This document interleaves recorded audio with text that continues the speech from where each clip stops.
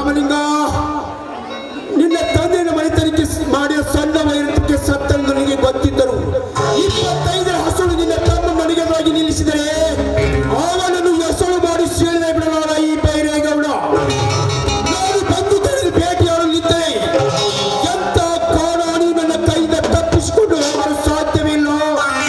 ಈ ಭೂಮದಲ್ಲಿ ಸೇಡಿದಾಗಿ ನಿನ್ನ ತಮ್ಮ ಚಡ್ಡಿ ಹಾಕಿದೆ, ಅದಕ್ಕೆ ನಾನು ಸಿದ್ಧ. ರಾಮ, ಇದು ಅಂತ್ಯವಲ್ಲ, ಆರಂಭ.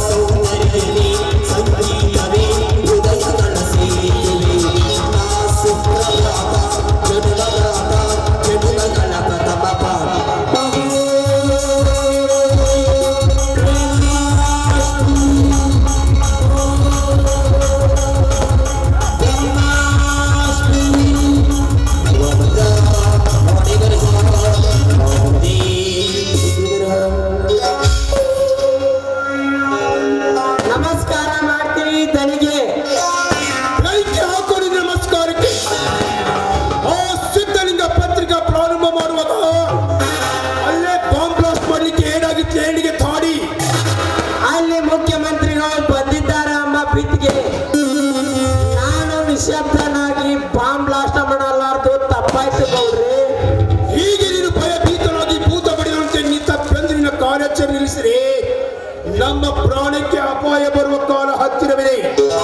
ಅದಕ್ಕಾಗಿ ನಿನ್ನ ಮೈಯೆಲ್ಲ ಕಣ್ಣಾಗಿದ್ದರೆ ಮಾತ್ರ ನಾವು ಅವರನ್ನು ನಾಶ ಮಾಡಲಿಕ್ಕೆ ಸಾಧ್ಯ.